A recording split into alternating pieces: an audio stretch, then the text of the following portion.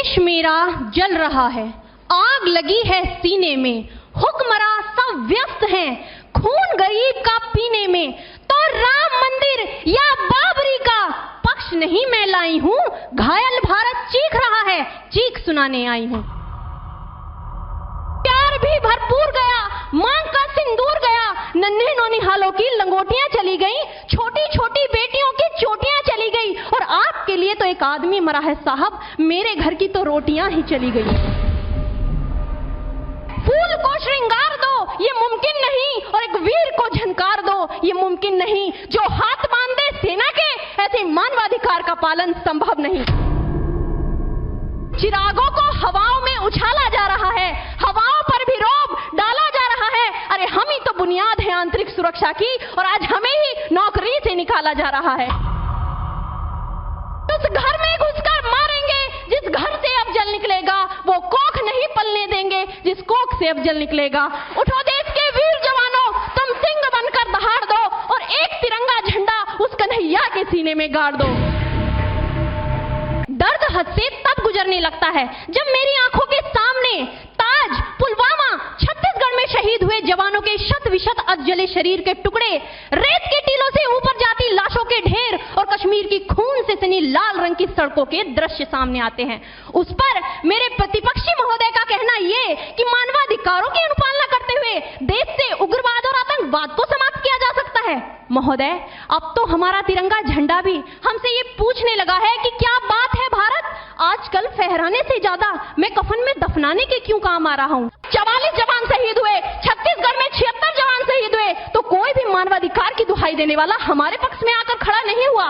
परंतु जब जेएनयू विश्वविद्यालय में एक देशद्रोही के द्वारा भारत तेरे टुकड़े होंगे, अफजल हम शर्मिंदा हैं जैसे देशद्रोही नारे लगते हैं, तो सारे मानवाधिकार के ज्ञाता आकर उसके पक्ष में खड़े हो जाते हैं। तभी तो क्या कहा था उस देशद्रोही ने कि तुम एक अफजल को मारोगे, हर घर से अफजल निकलेगा। तो मैं भारत की बेटी अपनी भारतीय सेना की तरफ से आज ये ऐलान करती हूँ कि उस घर में घुसकर मारेंगे जिस घर से अफजल निकलेगा, वो कोख नहीं पलने देंगे जिस कोख से अफजल निकलेगा।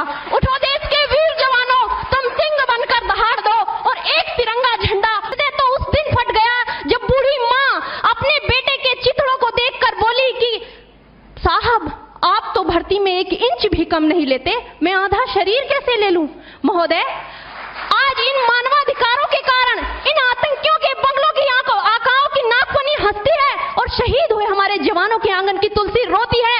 जब एक शहीद हुए जवान की विधवा की वेदना चीख चीख कर ये कहती है कि प्यार भी भरपूर गया, मांग का सिंदूर गया, नन्हे नौनिहालों की लंगोटियां चली गई, छोटी छोटी बेटियों की चोटियां चली गई, और आपके लिए तो एक आदमी मरा है साहब, मेरे घर की तो रोटियां ही चली गई। युद्ध को जीतने के लिए पहल करना सबसे ज्यादा आवश्यक है, क्योंकि इतिहास गवाह है कि पहल करके बड़े बड़े युद्धों के परिणाम बदल दिए गए हैं। परंतु आज मानवाधिकारों के कारण हमारे देश के जवान इस कदर बंधे हुए हैं कि अपनी ड्यूटी पर खड़े होकर भी वो आज पहल करने से डरते हैं, क्योंकि महोदय भविष्य में उन्हें कटघरे में खड़े होने का डर सता रहा होता है।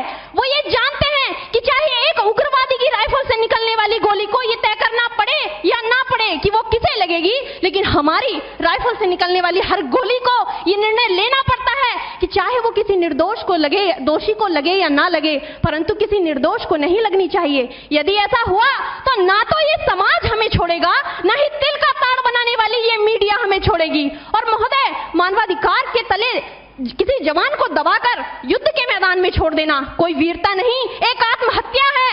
क्योंकि महोदय, फूल को श्रृंगार दो ये मुमकिन नहीं, और एक वीर को झनकार दो ये मुमकिन नहीं, जो हाथ बांधे सेना के ऐसे मानवाधिकार का। अपने देश की न्यायिक प्रक्रिया पर जहां आज भी रात के 12 बजे अजमल कसाब जैसे आतंकी के लिए सर्वोच्च न्यायालय के दरवाजे खोल दिए जाते हैं, ऐसे देश से मानवाधिकारों की अनुपालना करते हुए आतंकवाद और उग्रवाद से कभी नहीं निपटा जा सकता।